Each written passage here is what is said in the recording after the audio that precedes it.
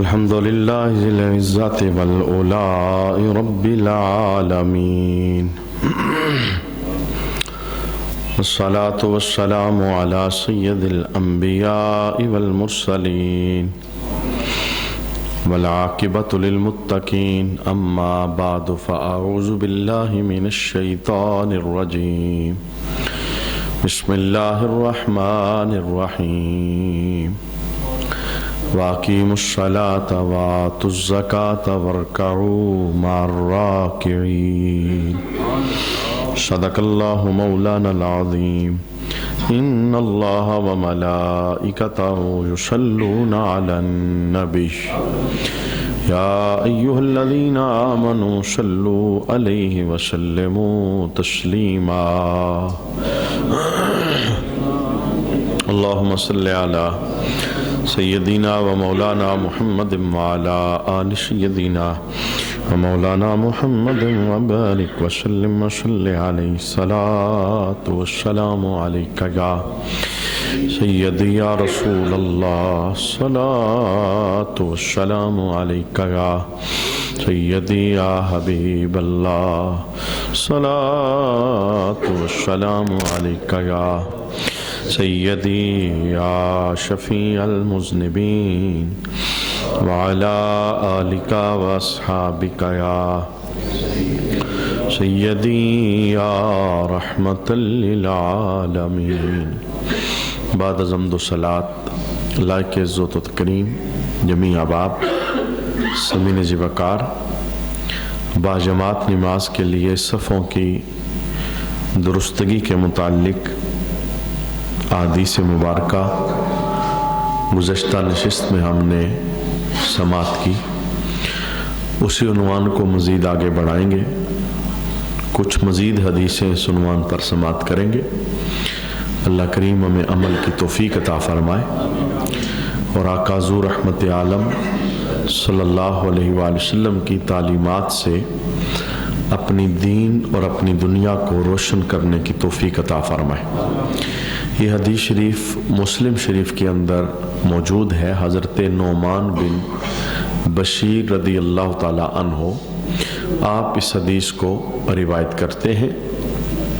کہتے ہیں یسوی صفوفنا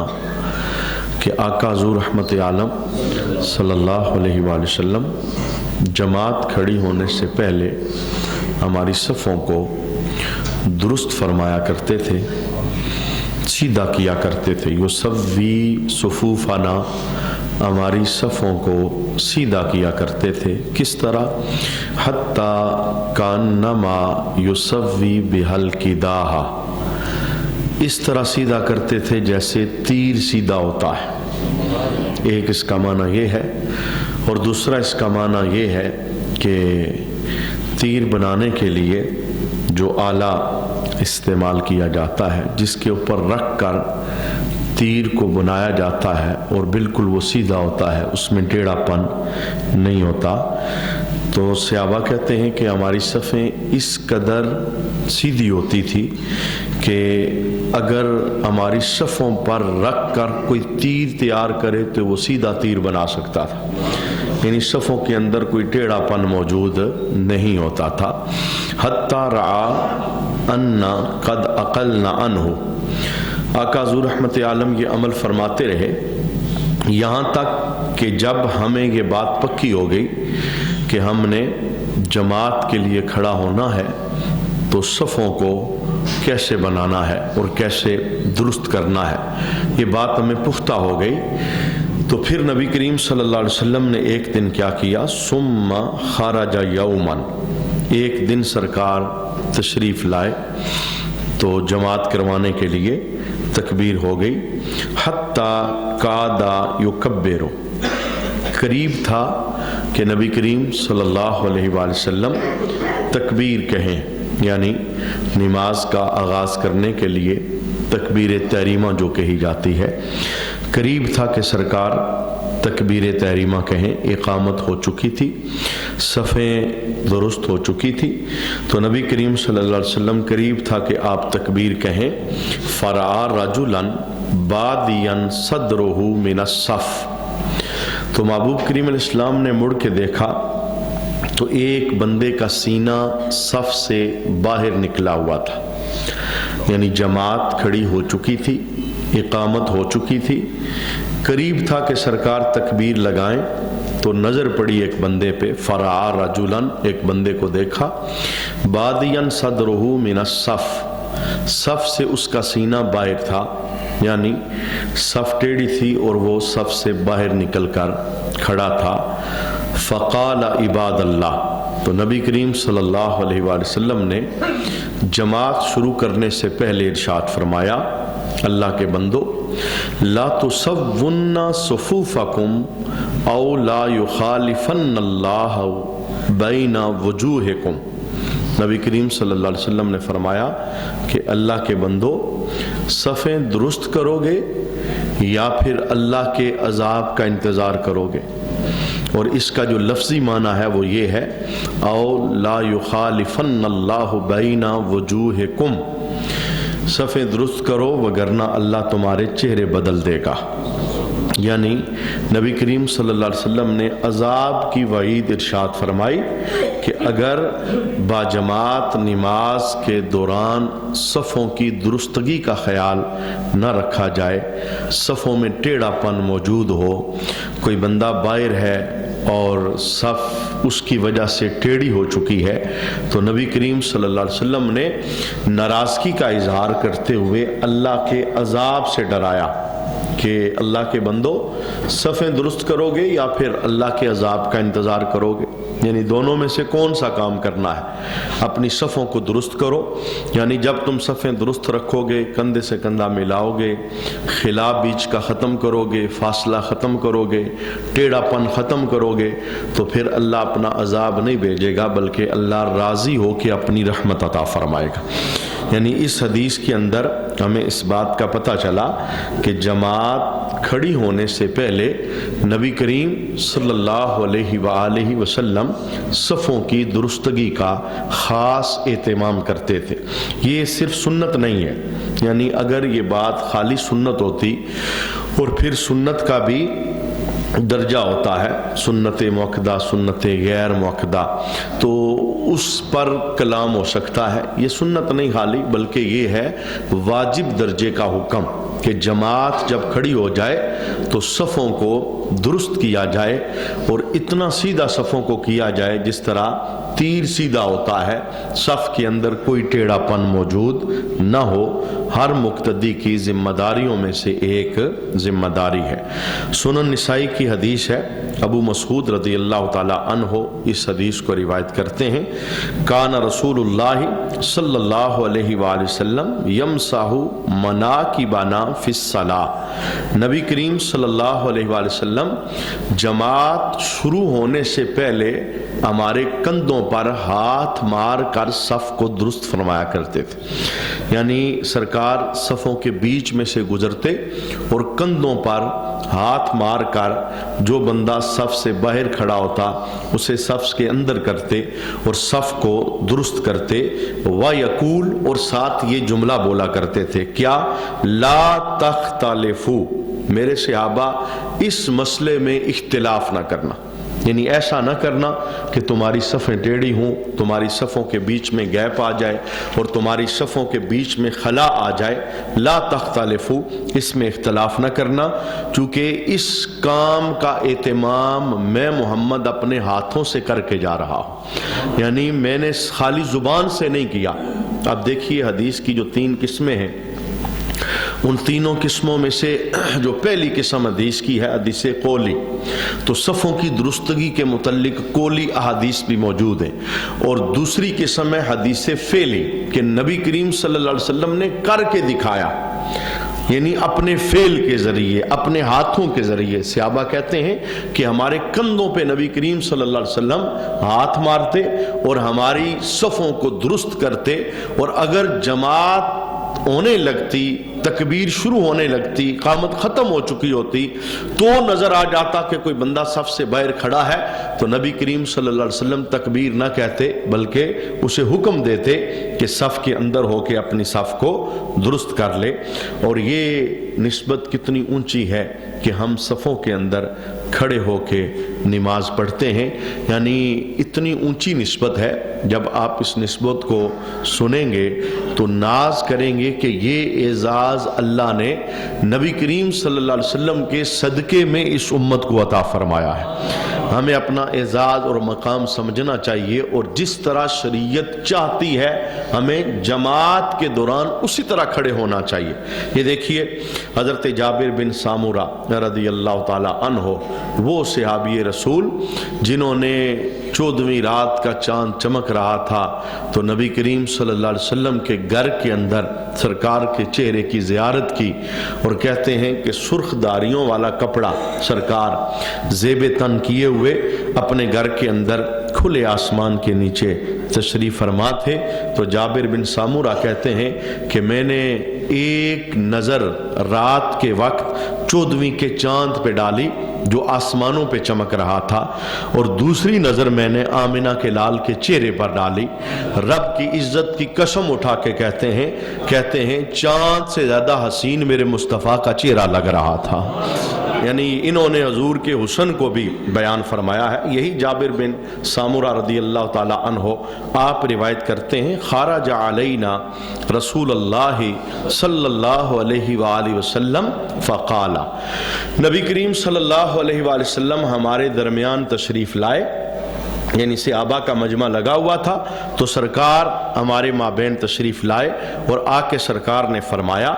الا تصفون کما تصف الملائکۃ عند ربہم، میرے صحابہ تم اس طرح صفیں کیوں نہیں بناتے جس طرح فرشتے رب کے دربار میں صفیں بناتے ہیں۔ یعنی اس کو کہتے ہیں امر ترغیبی، امر ترغیبی یعنی ترغیب دے کر کہ فلاں ایسا کر رہا ہے تم ایسا کیوں نہیں کرتے۔ جیسے یہ درود کا جو ہمیں حکم دیا گیا امر ترغیبی بھی ہے اور امر تصریحی بھی ہے، یعنی رب کائنات نے کیا کہا، ان اللہ وملائکتہ یصلون علی النبی، بے شک اللہ اور اس کے سارے فرشتے نبی پر درود بھیجتے ہیں، یا ایھا الذین آمنوا، اے ایمان والو، صلو علیہ وسلموا تسلیما، لہذا تم بھی خوب درود اور خوب سلام بھیجو۔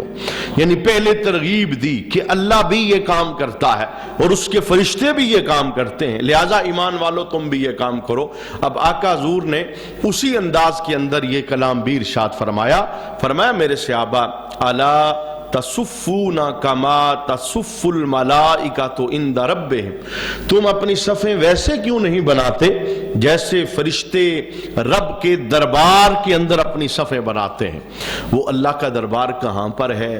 یہ اسی کی شایان شان ہے، یعنی یہ کوئی لفظ ایسا نہیں ہے جس لفظ کے ذریعے بیان کیا جا سکے کہ وہ تخت کہاں سجاتا ہے، وہ کہاں بیٹھتا ہے، اور یہ سارے جملے ایسے ہیں کہ جو اس کی شان سے شان اس کی بلند ہے ان جملوں سے، یعنی جملہ سمجھانے کے لیے بول رہا ہوں کہ دربار اس کا لگتا ہے، تو ہر وقت فرشتے اس کے کرم کے ساون کو تلاش کرنے کے لیے اس کے دربار کے اندر موجود رہتے ہیں۔ تو نبی کریم صلی اللہ علیہ وسلم جن کی آنکھ زمین پر بیٹھ کر آسمان کی خبروں کو دیکھتی ہے، وہ چیزیں جو ہمیں نظر نہیں آتی وہ سرکار کو نظر آتی ہیں، جو ہم نہیں دیکھتے سرکار وہ دیکھتے ہیں۔ صحابہ کہتے ہیں جماعت کھڑی ہو گئی، آج بڑا ایک عجیب ہم نے منظر دیکھا کہ نبی کریم صلی اللہ علیہ وسلم نے جماعت کرواتے کرواتے مصلی سے تھوڑا آگے بڑھ کے یوں آسمان کی طرف ہاتھ بڑھایا اور پھر ہاتھ پیچھے کر لیا۔ کہا ہم نے پہلے ایسا کبھی نہیں دیکھا تھا، آج جماعت کے دوران نماز پڑھتے ہوئے ہم نے محسوس کیا کہ آقا حضور رحمت عالم نے اپنا قدم بڑھایا اور بڑھانے کے بعد یوں اپنا ہاتھ اوپر کیا کہ کچھ لے رہے ہیں اور پھر ہاتھ پیچھے کر لیا، اور جماعت ختم ہوئی تو صحابہ کرام کہتے ہیں کہ ہم نے پوچھا یا رسول اللہ صلی اللہ علیہ وآلہ وسلم، آج ہم نے نماز کے اندر یہ منظر دیکھا ہے، آپ نے ہاتھ بڑھایا پھر ہاتھ پیچھے کر لیا، تو یہ معاملہ کیا تھا؟ حالانکہ یہ جو پوچھ رہے تھے سارے پیچھے کھڑے تھے، جو انہیں نظر آ رہا تھا وہ پیچھے کھڑے ہونے والوں کو نظر نہیں آ رہا تھا، چونکہ نبی اور غیر نبی کے اندر فرق ہوا کرتا ہے، وہ چیزیں جو ہمارے لیے پردہ ہوتی ہیں رب نبیوں سے پردے اٹھا کے وہ راز انہیں عطا فرماتا ہے۔ تو میرے محبوب کریم علیہ السلام نے راز سے پردہ اٹھایا کہ میرے صحابہ میں نماز پڑھا رہا تھا تو رب نے جنت میری نگاہوں کے سامنے کر دی۔ تو انگور کا ایک درخت اور اس کے ساتھ لگا ہوا گچھا وہ میرے سامنے آیا، میرا دل کیا کہ میں نماز ہی کے اندر گچھا توڑ لوں، لیکن میں پھر ہاتھ میں نے پیچھے کیا، میں نے کہا پردہ ہے تو پردہ ہی رہنے دیتے ہیں، یہ جب جنت جاؤ گے تو پھر وہاں جا کے اس کے مزے لینا۔ کہنے کا معنی یہ کہ جو وہ دیکھتے ہیں ہم وہ نہیں دیکھتے، ان کی نظروں میں پردہ نہیں ہے، رب نے پردوں کو اٹھایا ہوا ہے۔ اب سرکار کو تو پتا ہے فرشتے رب کے دربار میں کیسے موجود ہوتے ہیں، صفیں کیسی بنتی ہیں، تو اس لیے اللہ کے حبیب نے فرمایا میرے صحابہ الا تصفون کما تصف الملائکۃ عند ربہم، تم اپنی صفیں ویسے کیوں نہیں بناتے جیسے فرشتے رب کے دربار میں اپنی صفیں بناتے ہیں۔ اب جب یہ ترغیب صحابہ کو دی گئی تو صحابہ نے فوراً سوال کیا، قالوا وکیف تصف الملائکۃ عند ربہم، محبوب ہمیں بتائیں کہ فرشتے کس طرح صفیں رب کے دربار میں بناتے ہیں؟ ہم بھی صفیں ویسے ہی بنائیں گے، ہمیں بتائیں کہ فرشتوں کے صف بنانے کا انداز کیا ہے، طریقہ کار کیا ہے، کیسے وہ رب کے دربار کے اندر صفیں بناتے ہیں، ہم بھی اپنی صفیں ویسے ہی بنائیں گے۔ تو نبی کریم صلی اللہ علیہ وسلم نے فرمایا قال یتمون الصف الاول، فرمایا فرشتے رب کے دربار میں یوں کھڑے ہوتے ہیں تب تک کوئی بندہ دوسری صف میں کھڑا نہیں ہوتا، یعنی فرشتے بھی بندے ہیں، ہم خالی بندے نہیں، بندہ وہ ہوتا ہے جو بندگی کرے، ہم تو بندگی کے نام پر شرمندگی ہے، یعنی ہمارے پاس بندگی کا نام نہیں ہے، تو قرآن نے فرشتوں کو بندہ کہا ہے، بندہ بندگی والا ہوتا ہے، جو بندگی نہ کرے اسے بندہ کہلوانے کے وہ لائق نہیں ہے۔ بہرکیف یہ بندہ خالی ہمارے اوپر نہیں بولا جاتا، بندہ فرشتوں پہ بھی بولا جاتا ہے۔ کہا فرشتے رب کے دربار میں صف کیسے بناتے ہیں، یتمون الصف الاول، فرمایا اس وقت تک وہ دوسری صف میں کھڑے نہیں ہوتے جب تک پہلی صف مکمل نہ ہو جائے، یتمون، جب تک تمام نہ ہو جائے پہلی صف، اگر پہلی صف میں جگہ باقی ہے تو کوئی دوسری میں کھڑا نہیں ہوتا، اور تب تک کوئی دوسری میں کھڑا نہیں ہوتا جب تک تیسری صف کے اندر جگہ دوسری میں جگہ موجود ہے، یعنی ایک صف مکمل ہوتی ہے پھر پچھلی صف بنتی ہے۔ ایک صفت سرکار نے یہ بیان فرمائی، اور دوسری صفت کیا بیان فرمائی، ثم یتراسون فی الصف، فرمایا فرشتے جب صف میں کھڑے ہوتے ہیں بالکل مل کے کھڑے ہوتے ہیں، یتراسون، بالکل کوئی گیپ نہیں ہوتا، سیسا پلائی دیوار بن جاتے ہیں۔ فرمایا میرے غلاموں میں چاہتا ہوں تمہاری صف بھی جماعت کے لیے فرشتوں کی طرح بنے، مانا کیا تب تک کوئی پچھلی صف میں کھڑا نہ ہو جب تک پہلی مکمل نہیں ہو جاتی، اور پہلی اس طرح مکمل کرو کہ بیچ میں کوئی گیپ نہ آ جائے، کوئی خلا نہ ہو، بیچ میں کوئی فاصلہ نہ ہو، یوں مل کے کھڑے ہو جاؤ جیسے سیسا پلائی دیوار ہوتی ہے۔ فرمایا اگر تم یوں کھڑے ہو جاؤ گے تم بیٹھے تو زمین پر ہو لیکن نسبت رب تمہیں عرش بری کی عطا فرمائے گا۔ یہ فرشتوں کی اس جماعت کی نسبت ہے جو رب کے دربار کے اندر موجود رہتی ہے۔ میں کہتا ہوں ہمیں اس بات کا اہتمام کرنا چاہیے کہ رب نے کتنی شانوں کے ساتھ نماز کے اوقات ہمیں وہ دیے ہیں جو رب نے انبیاء سے ملاقات کے رکھے ہوئے تھے۔ یہ فجر کیا ہے، یہ نبیوں سے ملاقات کا رب کا وقت تھا، پرمیشن تھی فلاں نبی کو آپ آنا ہمارے ساتھ بات کرنا، ملاقات کرنا فجر کے وقت۔ یہ زور کیا ہے، یہ نبیوں کا رب کے ساتھ ملاقات کا وقت تھا۔ یہ عصر کیا ہے، یہ نبیوں کی رب کے ساتھ ملاقات کا وقت تھا۔ یہ مغرب کیا ہے، یہ نبیوں کی رب کے ساتھ ملاقات کا وقت تھا۔ یہ عشاء کیا ہے، نبیوں کی رب کے دربار میں حاضری کا وقت تھا۔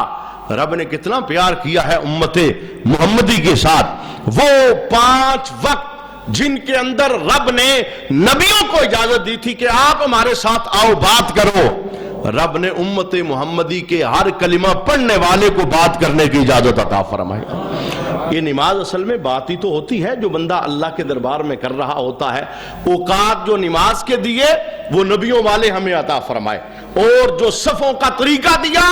عام طریقہ نہیں, نوریوں کا طریقہ رب نے اس امت کو عطا فرمایا. تو جب فرشتوں کی صفت یہ ہے تو ہمیں پھر اس بات کا بیٹھنے کے اندر بھی اہتمام کرنا چاہیے. ابھی آپ وہ حدیث سنیں گے کہ پہلی صفوں کے اندر جگہ موجود ہے جب آپ جمعے کے لیے, جماعت کے لیے, خطبے کے لیے تشریف لاتے ہیں, باوجود اس کے کوئی پچھلی صف میں آ کے بیٹھ جاتا ہے, اور وہ جو پہلی ہے وہاں پہ کوئی اور بیٹھتا ہے, آ کے اس کا کندھا پھلانگ کے کوئی اور بیٹھ جاتا ہے. وہ اللہ اور اس کے رسول کی ناراضگی کا کتنا سبب بنتا ہے. دیکھیں, ایک کمائی اللہ مجھے دے رہا ہے, اللہ مجھے نوازنا چاہتا ہے, پہلی صف کا اجر اور ہے, دوسری کا اور ہے, تیسری کا اور ہے. جوں پیچھے چلتے جاؤ گے اجر ثواب میں کمی آتی چلی جائے گی, اور جوں امام کے قریب ہوتے جاؤ گے اللہ اجر ثواب بڑھاتا چلا جائے گا. تو جب بندہ آیا پہلے ہے تو اسے اجر بھی پہلے والا وصول کرنا چاہیے, اور اسے اپنے آپ کو پیچھے رکھ کر نیکیوں کے گراف کو اپنے لیے گرانا نہیں چاہیے. میرے محبوب کریم علیہ الصلوۃ والسلام اس کو پسند فرماتے ہیں کہ صفوں کے گیپ کو شروع ہی سے فل کر دیا جائے, شروع ہی سے, یعنی بیٹھتے ہوئے ہی صفوں کے گیپ کو فل کر دیا جائے, تاکہ گنجائش نہ رہے پھر کسی کے پیچھے سے کندھا پھلانگ کر آنے کی. ایک اور حدیث ہم اسی عنوان پر سماعت کریں گے. میرے محبوب کریم علیہ السلام کا یہ فرمان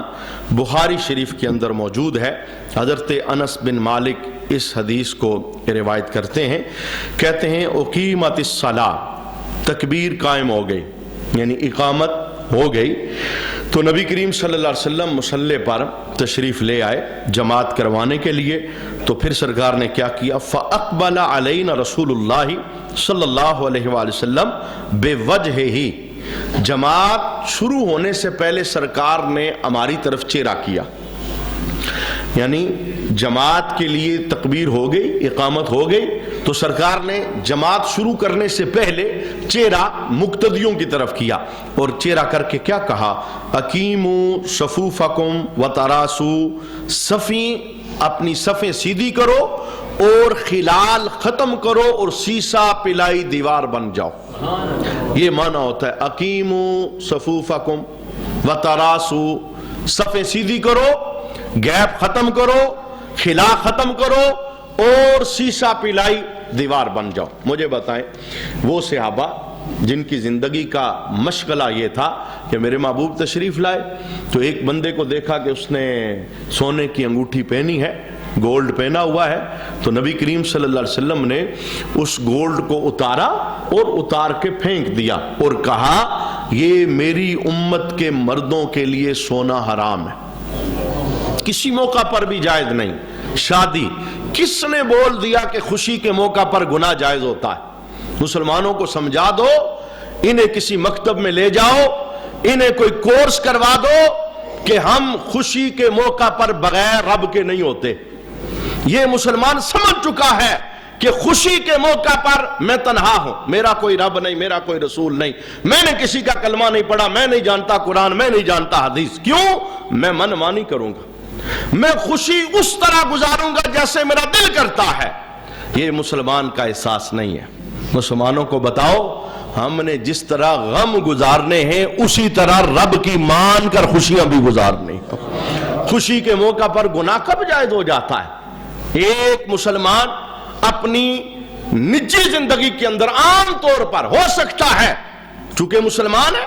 اس کے اندر کا مفتی تو اسے فتویٰ دے گا, وہ میوزک سے نفرت کرتا ہو, اس کی گاڑی میں میوزک نہ ہو, اس کے گھر میں میوزک نہ ہو, لیکن اس معاشرے نے اسے سکھلا دیا کہ تیری شادی مکمل نہیں ہوگی جب تک تیرے پاس جو میوزک کا ایسا پروگرام نہ ہوگا کہ لاکھوں روپیہ تو اڑائے, پھر جا کے تیری خوشی تمام ہو جائے گی. اور پھر ٹھیک 4 یا 5 مہینے کے بعد کہتے ہیں مولوی صاحب کوئی تعویذ دو نہ جھگڑے بڑھے. وہ لمحہ جب برکت گھر میں اترنا چاہتی تھی تم نے پابندی اپنے ہاتھوں سے لگائی, تم نے رب رسول. اور یاد رکھیے گا یہ میں جملہ قرآن و حدیث کا نچوڑ بیان کر رہا ہوں, جس بندے نے خوشی کے موقع پر رب کو ناراض کیا, رسول کو ناراض کیا, اس کی خوشی کی عمر زیادہ لمبی نہیں ہوتی. اگر چاہتے ہو خوشیوں کی عمریں لمبی ہو جائیں، انہیں نظر نہ لگے، یہ کسی ظلم کا شکار نہ ہو جائیں، خوشیوں کے موقع پر اس رب کو یاد کرو جس نے خوشی عطا فرمائی۔ وہ بھولنے والی ذات ہے جس نے یہ خوشیاں عطا فرمائی، وہ خوشیوں کے لمحوں کو غموں میں بدلنے پر قادر ہے۔ ہم نے دیکھا نہیں، شادیانے بج رہے تھے، جنازے اٹھ گئے، یہ کسی بندے نے نہیں، مالک ہے، وہ اللہ ہے۔ وہ کبھی کبھی بندے کو ڈرانے کے لیے، خوف دینے کے لیے، اور اس کے اندر کے بے رحم بگڑے ہوئے انسان کو بدلنے کے لیے سبق دیتا ہے۔ میں قادر ہوں، مجھے بھولنا نہ، میرا در چھوڑنا نہ۔ دنیا کے آگے تو تم کچھ کہہ سکتے ہو، لیکن رب کے دربار کے اندر کہنے کی کوئی حاجت، کوئی ایسا ہے ہی نہیں جو اس سے بڑھ کے طاقتیں رکھنے والا، سب سے بڑھ کے طاقت۔ میں نے جملہ یہ بولا کہ غم ہو یا خوشی ہو، مسلمان رب کو بھول سکتا؟ ہر وقت اسے رب یاد رہنا چاہیے۔ میرا رب مجھ سے ناراض نہ ہو جائے، میرا رب مجھ سے خفا نہ ہو جائے۔ رب ناراض ہوگا تو میں جاؤں گا کہاں؟ میری ساری رحمتیں، میرا سارا کرم وہ ہے ہی رب کی عطا کے ذریعے۔ اللہ کریم ہمیں اپنی اطاعت کا ذوق و شوق نصیب فرمائے۔ اور اطاعت، وہ میں نے جملہ یہ بولا، یہ بات پھر چلتی ہے تو یہ دل کا رونا وہ ذرا لمبا ہو جاتا ہے۔ سونا، یہ میں نے جملہ اس لیے بولا کہ دور حاضر کے اندر بھائی لے لو، جس نے تجھے بیٹی دی ہے اگر اس نے ساتھ سونے کی انگوٹھی دی ہے لے لو، پہننا ضروری تھوڑی ہے، وہ کڑا لگانا ضروری تھوڑی ہے۔ دولت کے 4 اگر روپے آگے ہیں تو گلے کے اندر 4 سونے کی زنجیریں ڈال کے بٹن کھول کے اس کی تشہیر ضروری ہے۔ بھئی سونا ہے رکھ لو، بیچ کے استعمال کرنا پیسہ تمہارے لیے جائز ہے، پہننا جائز نہیں۔ ادھر اگر تو پابندی لگائے گا کل جنت میں رب سونے کے کنگن عطا فرمائے گا۔ تو سرکار نے انگوٹھی اتار کے پھینک دی، کہا مرد کے لیے جائز نہیں۔ اب سرکار تشریف لے گئے تو بعد میں لوگوں نے مشورہ دیا، بھائی سرکار نے پہننے سے منع کیا ہے، بیچنے سے منع، استعمال ہو سکتا ہے، اٹھا استعمال کر لے۔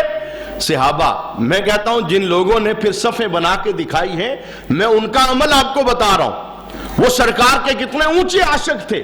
کیا کہتے ہیں؟ کہتے ہیں رب کی عزت کی قسم، جس چیز کو مصطفیٰ نے پھینک دیا ہے میں دیکھنا بھی پسند نہیں کرتا۔ تم اٹھانے کی بات، میں تو اسے دیکھوں گا بھی نہیں، کیوں؟ اللہ کے حبیب نے اتار کے پھینک دی ہے، میں اٹھانا تو دور کی بات، میں دیکھنا بھی پسند نہیں کرتا۔ یہ صحابہ کا طرز عمل ہے۔ تو وہ جب سرکار نے جب تربیت کر دی نا، بھئی صفیں سیدھی ہونی چاہیے، خلا نہیں ہونا چاہیے، ٹیڑھا پن نہیں ہونا چاہیے، کندھے سے کندھا ملنا چاہیے، مجمع میں آؤ تو پہلے اگلی جگہوں کو پر کرو پھر پیچھے جا کے بیٹھو، ایک مرتبہ کہہ دیا، پابندی لگ گئی، تو پھر صحابہ نے عمل کر کے دکھایا۔ عمل کر، کہتے ہیں ہم ایسے صفوں میں ہوتے تھے سیسا پلائی دیوار ہو جاتی، کوئی گیپ نہیں، بیچ میں کوئی گیپ نہیں۔ میں اس پر مزید حدیثیں بھی انشاءاللہ پیش کروں گا، کیونکہ یہ واجب درجے کا حکم ہے۔ صفوں کی درستگی، صفوں کا ٹیڑھا پن دور کرنا، صفوں کی خلا کو ختم کرنا، کندھے سے کندھا ملا کے کھڑے ہونا